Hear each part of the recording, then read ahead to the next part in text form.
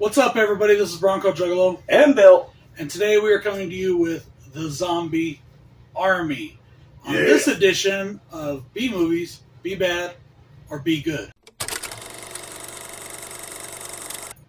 Which will it be? Who knows? What a twist.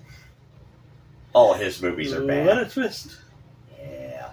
Now, All this right. is a Vinegar Syndrome copy. Very cool cover. Very cool, packaging. Really cool movie. At least I thought so. I At thought it was least cool. for the most part. Guess we're kind of giving away our Be Good, huh? Oh well. It's a zombie army. Now, this was directed by Betty Stapleford. She is, or was actually, and probably still is for all I know, a high school drama teacher. Done back in the 80s. This wasn't the 80s. This is 91. This has been done in 91. Yeah, this one was done in 1991. Pretty good movie. Some cool facts about this movie is they had actually over 300 cast members that were shooting live ammunition off during the filming of this film. They shot live ammo to film this movie. This was a low-budget movie at the time, and the people used what they had at home.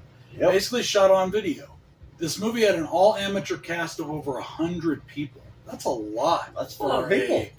For a small little film like this. And it was actually written by an Army veteran who came back from the Gulf War. And, he wrote this movie. This has a 4.3 on IMDb out of 10, but it is a 4.7 out of 5 on Vinegar Syndrome. So, take your pick which one you like to go on. Yeah.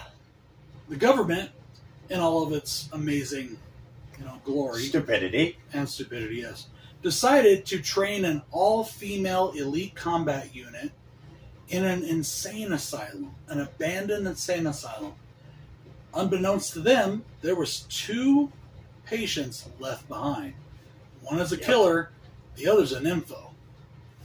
What a great twist. Together, they combine forces and end up starting a zombie. Their army. own army, yeah.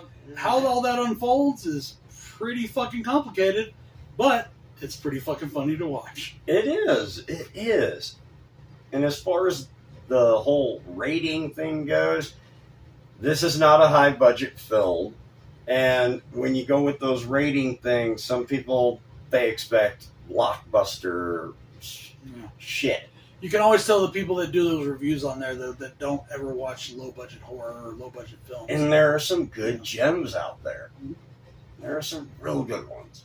Now, I think we should get into pros and cons, and I only had one con for the film, and that was this soldier with a katana. Oh. And my con for that was it didn't make sense Why he had a katana, so whatever. I guess they just figure out we want to have a dude with a katana in the movie. Oh, yeah. Whatever. I guess maybe that's a nitpick thing because this is one of those movies that you're just kind of supposed to have fun with. It is. But it's like, I just didn't get that. They did really well on the weapons and having real guns, and the military people looked like they were equipped. So I don't know why they needed the guy with the katana. Just wondering. Yeah. Okay. I don't have any cons for this film because I can't really nitpick anything about it because this is a low-budget film. When you go into a movie like this, you have to realize they're going with what they got. I'm going to just jump into pros here. My first pro to this film is the beginning of this film where this guy is giving a lecture and he sounds real smart and all that. He's fucking one of the inmates. Yeah, He is fucking one of the insane people in the asylum. And I thought that was brilliant the way they did that. His whole lecture was creepy, and then you realize, oh fuck, he's talking about himself. Yep. All the fucked up shit he did.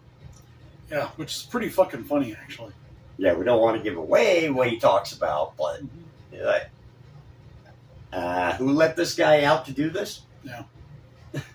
So mine also comes from the beginning of the film, but it's actually before the movie even starts. There is an FBI warning, like there is on most movies, This one is an FBI zombie warning. And I just thought it was funny. I don't remember exactly what it says, but it says something like, pirate this movie and we'll eat your brains or something like that. I just thought it was funny. Yeah, nice little touch. So I enjoyed that, the little FBI warning card. Yeah. All right, my next pro for this film is that it is a shot on video film, and it's probably one of the best ones I've ever seen. It is very well lit. It looks real good. It's framed so right. Well. You could tell they had a cinematographer and they had like directors that knew what they were doing and what they wanted. And that amazes me that this came from a high school drama teacher. That's just awesome to me. Yeah. They probably had some equipment to use Mm-hmm. from the drama department, but still, very well done. I'm not a big fan of shot on footage filming, but Shot on video or found footage? shot on video. Okay. I'm not a fan of the other one at all. Every once in a while, there's a gem in those two, though. Yes. I Yes. found a couple. We have found a couple. Never Hike Alone. Never Hike Alone. Well, that's only partially that way. But like As Above, So Below, that one's pretty good. Yep. And then there's one from Wild Eye called Cold Ground. It's like a werewolf movie. It's fucking phenomenal. And it doesn't give me a headache like most of them do. That film style gives me a headache for some reason. Well, the thing I just don't get is, why are they still holding whatever recording device is in their hand? If you're scared shitless, that's the thing I don't get.